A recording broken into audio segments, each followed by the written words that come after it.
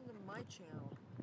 Today I'm on the boardwalk a little bit past Hard Rock, talking to you about a neighborhood called Ducktown and about something that they are proposing to beautify and make the neighborhood more inclusive. And I'm going to cite to you a flyer that I found near the Salvation Army. Now, this is not Ducktown neighborhood. First of all, Ducktown doesn't even touch the boardwalk. But they have this 4-point plan for neighborhood revitalization. And I'm going to show you this flyer that I found. And the back is Spanish translation. There are some problems that I have with this whole idea that they claim that they want to build a vibrant, livable, and inclusive neighborhood.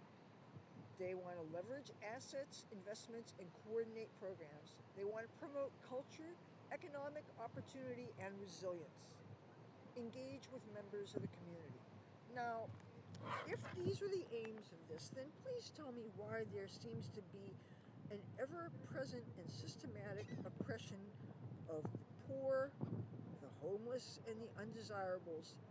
There has been a concerted effort of oppression, usually involving the police that have been giving tickets out for all kinds of offenses, like what they've been doing with the people that have been falling asleep. I understand that they are issuing $300 tickets.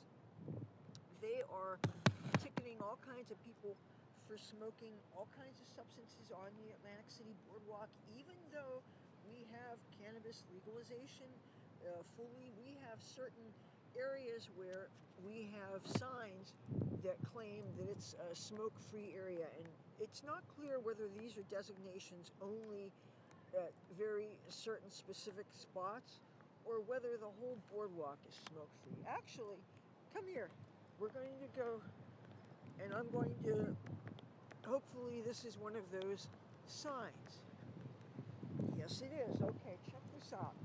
They have been ticketing people under the guise of this here. This is a smoke-free area. Now, I don't know whether just these particular benches here are smoke-free or whether it's the entire boardwalk. But what has been going on is there is pressure put by the casinos and also CRETA and also tourists and the mayor's office, and it is people coming out of casinos don't like to be hassled by people loitering in front of the casinos begging for money.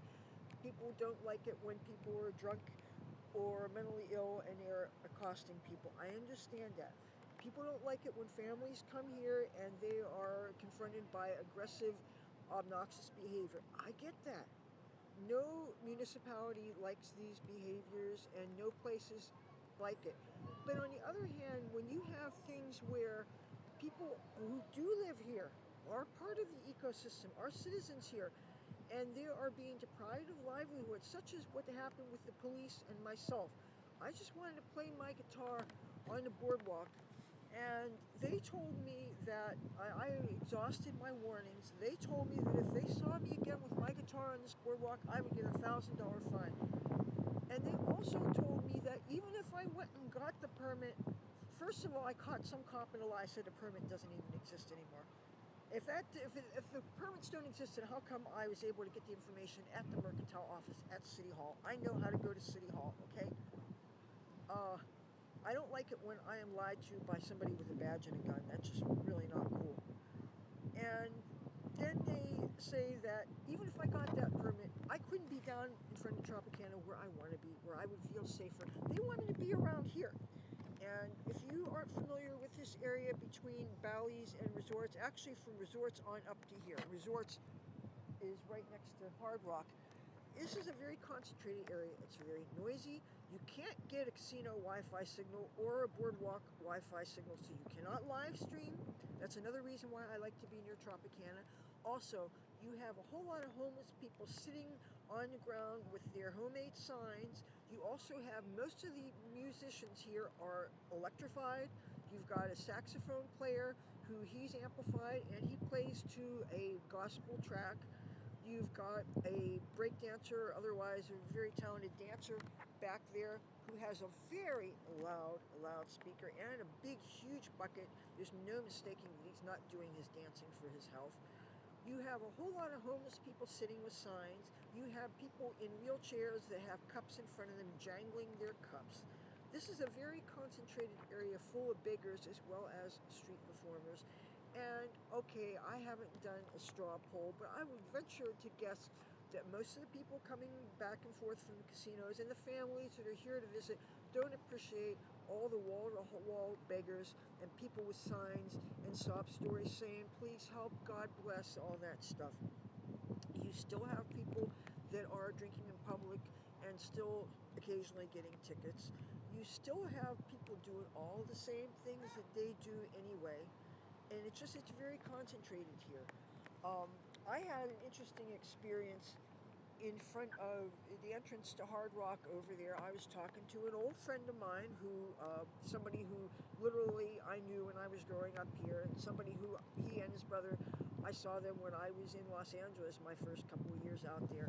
So this is somebody I have a lot of history with, and I was talking to him because he was confused he watches my videos and he thought that I had just gotten back from New York City. He didn't realize that every time I go to a place, I try to make a whole bunch of videos there so that if I'm uploading a video every day, I can get a whole lot of videos and I can get a month's worth of videos out of a couple of days. But he doesn't realize that doesn't mean that I just came back. I was posting New York City videos a full month after I got back, So anyway, we're catching back up on things, and a security guard on a bicycle came up to me and told me that I could not be on what I know to be public property. The sidewalk, or rather not the sidewalk, the boardwalk that's not the concrete, but the boardwalk that is in front of the Hard Rock, that is still public property. But apparently, because they have real good cameras and security can see that whole giant area in front of there, if you're standing in front of there, if you're not obviously on your way in there to be a patron, if you're just standing there, apparently you are useless because casinos are a business, and if you are not entering the business, then you are basically possibly being an impediment to the people who are trying to enter the business, and maybe they think that you're interfering with people, their commerce, or maybe they think you're intimidating patrons or whatever, and I can understand no business wants to intimidate people from patronizing them. But that said, all these beautification programs that the city of Atlantic City has been doing, they do not take into account that they are disenfranchising people who were here, who have been here, and who are just trying to survive. You have some social service agencies that, and I'm not going to name names here because I don't want to get myself in trouble, but there are places that a lot of people go to, that a lot of people are sent to. There are people that are social workers of some kind, and they go to some of the places where people go to get free food and stuff, and they have people that offer to help people go into treatment, drug and alcohol rehab sort of things. And I've had personal friends waiting and waiting and waiting in the waiting room of it used to be Atlantic City Medical Center, now it's called Atlantic Care, waiting for a person that was going to take them to go to rehab. And the person never showed up, and the person who needed help ended up ODing or drinking themselves to death.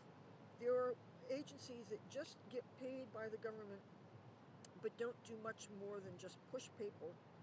I always tell people when they're going to be referred to get some kind of medical thing, try their best to avoid giving social security numbers and things, because once people have your information, then they can give it to the government, and then a whole bunch of money changes hands, but the people who need help don't even get help. So at least make sure you're getting help.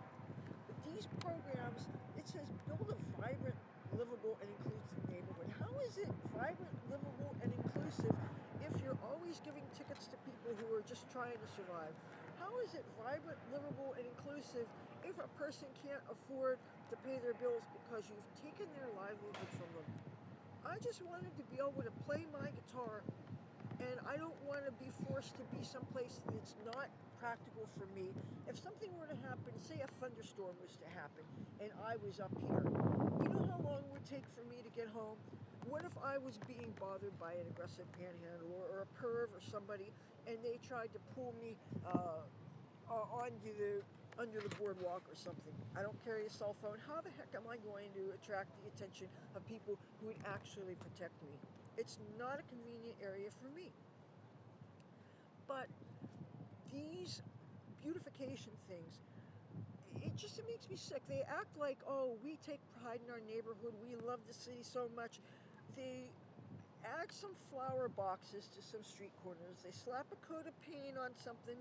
They hit some broom and dustbins and pans and do some sweeping around, which is just a band-aid on things as far as I'm concerned. But when it comes to getting people, if you're going to take somebody's livelihood away from them, at least give them a place where they can do what it is that they wanted to do. Now, I'm not saying that people should have the right to panhandle any place they want to, but when I get so pissed off when I come onto this boardwalk, which is very, very, very rarely anymore, and I still see half of my buddies, they're still out here and they're begging or they're doing whatever. There's girls who you never know to look at them. They're out doing sexy things for people, and I'm telling you, you never know who's doing that stuff. But I mean, I only know because they tell me, and I'm not gonna judge a person even though you might be telling me things that my head is spinning inside. People would not be forced to do some of these things if the cops would leave people alone when they do things. Why is it I can't play my guitar in front of Tropicana? There's a guy who has he's an artist. He is in front of Chickies and Pete's. He has a fucking boombox blasting that rap crap. He had the nerve to tell me that he thought I should get a panhandler's license. First of all, do you know how demeaning that sounds? Why the heck would I want to get a panhandler's license when I'm not a beggar? I mean, this just goes to tell you that society and many people and many of these government officials lump street music with begging. That's really offensive. Why shouldn't the person do what they love to do and what they're good at? Why shouldn't the person be self-employed rather than dealing with the corporate world, or maybe they don't have the kind of look that a casino would hire them, for instance. Maybe they don't feel comfortable with handling cash register and maybe wearing uniforms or whatever it is. Or maybe some of these homeless people, maybe they smell too bad because they don't shower enough and they wouldn't be suitable for normal employment anyway. So if a person wants to find a way to support themselves, whether it be painting shells or doing art or dancing or playing music, it's not like you're making a whole lot of money, so I can't imagine the IRS would get too mad.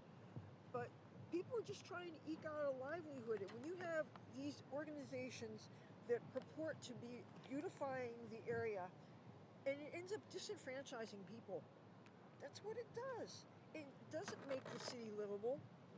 I'm talking to my mother about this all the time. I talk to my friends who are homeless and who are poor, and occasionally I get to talk about this to my friends and associates who are not struggling as much.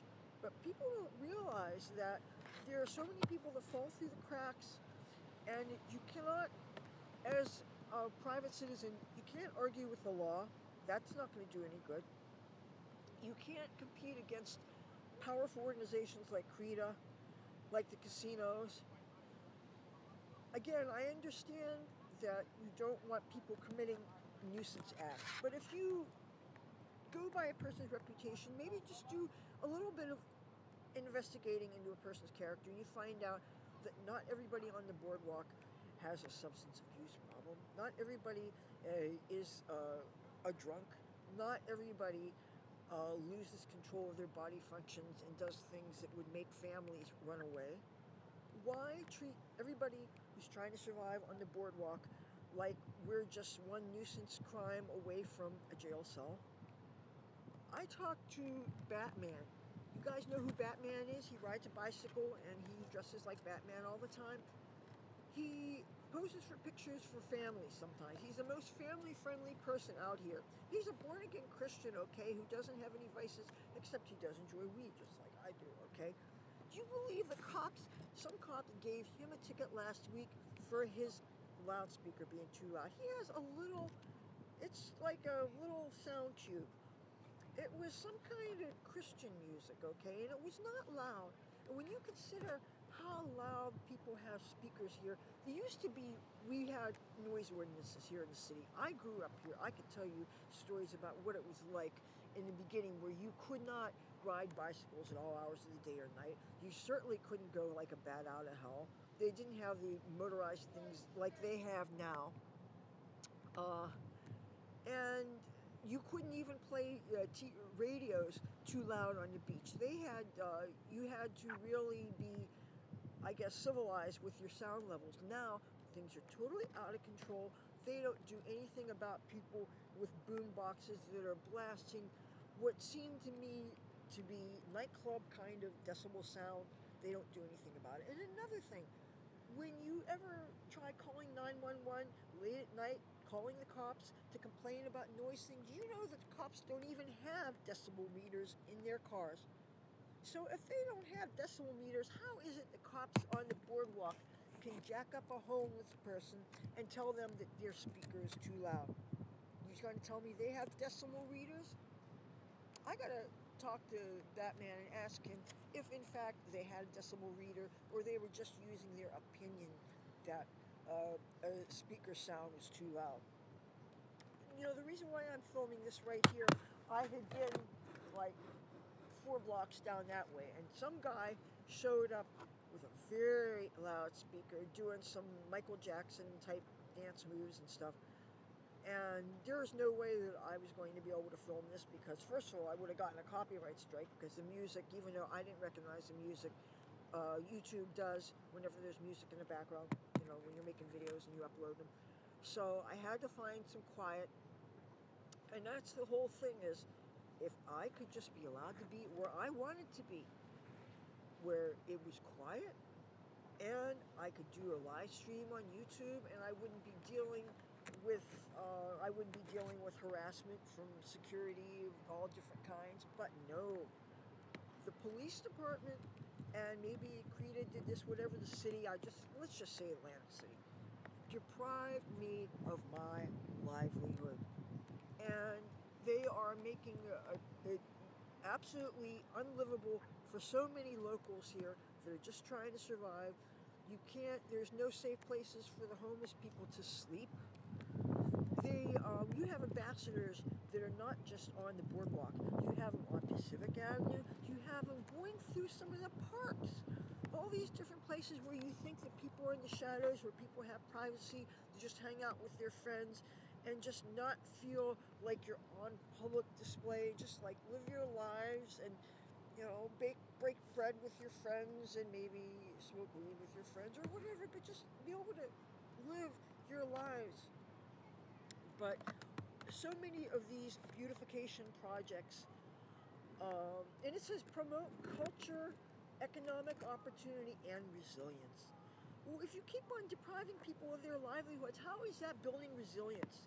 If people are forced to decide, okay, I've got this ticket now, do I find a way to pay the fine, or do I just do time served, because who can afford these fines? And therefore, then I end up with a criminal record. And then how are these people going to, how does that build resilience if people end up with criminal records and so they can't get decent jobs that maybe require a background check? Because guess what? They now have a reputation for having these nuisance crimes on them, and when you run their name, you have, and once you start getting tickets, then that's how records start. I'm very proud to say that I haven't even gotten a jaywalking ticket. In LA, sure, I don't want to do that because they're very strict with that. And so as a result, I try to keep my nose clean. But the city, just like many municipalities are doing, they're making it harder and harder for people to survive. They're making it harder and harder for people to remain law-abiding citizens. I can understand that you want to deal with certain nuisance crimes. I think that's called broken window policing. But if you're going to go after people for falling asleep, oh, you can't sleep on the beach. Now, what if you can't? What if you were in a casino and you spent all your money and you can't get home, and you can't, and you're too drunk to get in your car, assuming you were driving, and get on the road? Don't you want to sleep it off? You can't afford a room. Say somebody robbed you and you don't have your wallet, so you don't have your credit card and stuff. You can't sleep on the beach? What the hell? What they're doing to people, criminalizing things. It's not like sleep is an option. What this city and many cities are doing, to me, it's a slap in the face to all these things. And how does it promote culture? And whose culture is it promoting? When you're trying to push the poorest people, the undesirables, the people that they're afraid of the tourist scene, pushing people into the shadows, where people have to go somewhere. People live here, they have to sleep someplace. There's not enough beds for people to sleep in, and nobody wants to go to the rescue mission because it never gets rid of its bed bugs problem. I heard that somebody got food poisoning there last week or something. That's a place I've never been in. Hope I never need to. But nobody I know wants to stay there. They would rather take their chances being caught by the cops sleeping under the boardwalk or something, or falling asleep and having toes freeze and have to be amputated, or there are people who are frozen to death under the boardwalk. You know, one of the things I'm going to be covering in December, unless for some reason I can't be here, is they have an annual Homeless Day of Remembrance, and it's a prayer visual or candlelight vigil outside of one of the hospitals where they remember some of the homeless people who died. And I know they're going to mention the guy that died in that fire over at Central Pier. All right, well, just had to get these things off my chest. So next time you hear about neighborhood revitalization, think about the people who've fallen through the cracks, who are being pushed out, who are being marginalized, who are basically being forced to have criminal records because of police harassment. It's a real thing. And that's not inclusive to me. That doesn't make a neighborhood livable. It certainly doesn't make it vibrant. It doesn't fit my definition of inclusive. I don't know about you. If we live here, there should be room for all of us. And that includes the poorest. Okay. Talk to you guys tomorrow. Bye.